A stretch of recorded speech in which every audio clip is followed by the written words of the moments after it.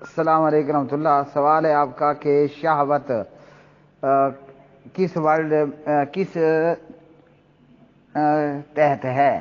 شہوت سے مراد ایک تو عام طور پر شہوت سیکس پر بھی بولی جاتی ہے، عام طور پر کہ اس کی شہوت، اس کا سیکس کافی ہے. شہوت سے مراد خواہشات بھی ہیں. مثلا بندہ چاہتا ہے کہ جناب مجھے اچھی گاڑی ملنی چاہیے. کوئی بندہ ایسا ہوگا کہ جناب مجھے بیوی ایسی ملے کہ جو لیڈی ڈیانا کو بھی شرما کے رکھ دے، اس کے سامنے وہ بھی چڑیل نظر آئے.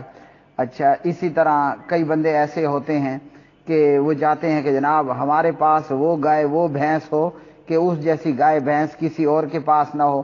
تو یہ دنیا کی جو چاہتے ہیں، تو لفظ شہوت چاہت پر بھی استعمال ہوتا ہے کہ جہنم کو شہوات کے ساتھ، چاہتوں کے ساتھ ڈھانپ دیا گیا ہے.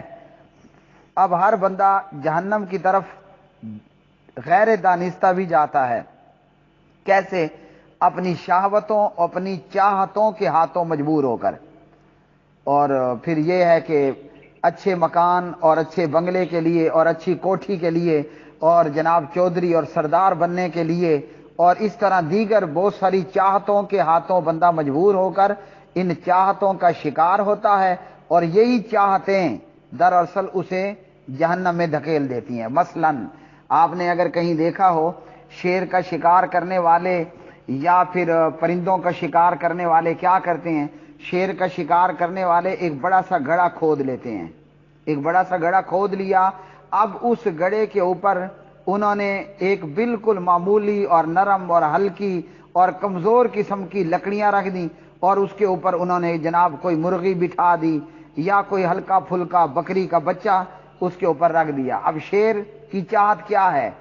گوشت کھانا، گرم گرم تازہ تازہ اور نرم نرم گوشت کھانا. اسی چاہت کی وجہ سے یہ شیر اس بکری کے چھوٹے بچے یا مرغی کے اوپر حملہ کرتے ہوئے کود پڑتا ہے. لیکن وہی چاہت اسے کہاں لے جاتی ہے؟ نیچے گڑھے کے اندر. اور جب یہ مرغی یا اس چھوٹے سے بچے کو پکڑنے کے لیے اس پہ حملہ آور ہوتا ہے، اسے یہ نہیں پتا کہ میری اس چاہت کے نیچے قید خانہ ہے، میری اس چاہت کے نیچے موت منہ کھولے میرا انتظار کر رہی ہے. تو جہنم کو شہوتوں، چاہتوں سے ڈھانپ دیا گیا ہے. بڑا مکان، بڑا بنگلہ، بڑی کوٹھی، خوبصورت بیوی اور دنیا کی یہ مختلف شہوتیں اور چاہتیں، بندہ جب ان کو لینے کے لیے شریعت کو پس پشت ڈال کر آگے کو دوڑتا ہے تو پھر دڑام سے وہ نیچے تباہی میں اور جہنم میں جا گرتا ہے. اللہ تعالی ہماری حفاظت فرمائے. بہت خوفناک، خطرناک قسم کی حدیث ہے. اور اگلا جملہ بھی چلو آپ کو بتا دوں. جنت کو ناگوار چیزوں سے ڈھانپ دیا گیا ہے. بخاری مسلم. اب ہمیں ہمارا دل نہیں کرتا کہ جناب ہم جائیں اور اللہ کی راہ میں جہاد کریں. جہاد میں کیا ہوگا؟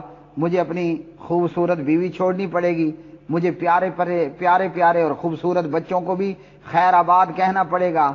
تو وہ بیوی کی لذتیں، وہ گھر کی لذتیں، وہ اولاد کی لذتیں، وہ کھانے پینے کی لذتیں، ان تمام چیزوں کو ہمیں چھوڑنا پڑے گا اور یہ میرے لیے ناگوار ہے. جہاد میں جائیں گے تو وہاں جان دینی پڑے گی، وہاں زخم کھانے پڑیں گے، وہاں ہمارا خون نکلے گا، وہاں ہماری گردن جو ہے وہ توڑ دی جائے گی، کاٹ دی جائے گی اور ہمارے گوڈے گٹے توڑ دیے جائیں گے. ہم درد سے اور کرب سے اور تکلیف سے کراہ رہے ہوں گے، آہا کر رہے ہوں گے. اسی طرح اب میرے پاس کھانے کے لیے بہت کچھ موجود ہے، لیکن یہ کل رمضان آئے گا تو اب سارا کچھ موجود ہے لیکن میں کھا نہیں سکتا. تو یہ روزہ میرے لیے ناگوار ہے، یہ اللہ کی راہ میں جہاد کرنا میرے لیے ناگوار ہے. میرا پیسہ ہے، میں نے خود کمایا ہے، آپ کو مفت میں زکوٰۃ کے نام پر دے دیتا ہوں، تو یہ زکوٰۃ ادا کرنا میرے لیے ناگوار ہے. اور اسی طرح میرا بستر ہے، میرا گھر ہے، گرم گرم سردیوں کی رات کا گرم گرم نرم نرم بستر ہے. صبح نماز کے لیے اٹھنا، ٹھنڈے پانی سے وضو کرنا اور چل کر مسجد جانا، یہ مجھے ناگوار لگتا ہے. تو جنت کو ناگوار چیزوں سے ڈھانپ دیا گیا. اگر اللہ کی راہ میں جہاد کرنے والا جہاد کرے گا، ناگواری کو پرے کرے گا، دفع دور کرے گا، اپنے مال کی زکوٰۃ دے گا، صبح کا گرم نرم بستر چھوڑ کر ٹھنڈے پانی سے وضو کر کے مسجد چل کر نماز باجماعت میں شامل ہوگا، یہ چیزیں اسے جنت لے جائیں گی۔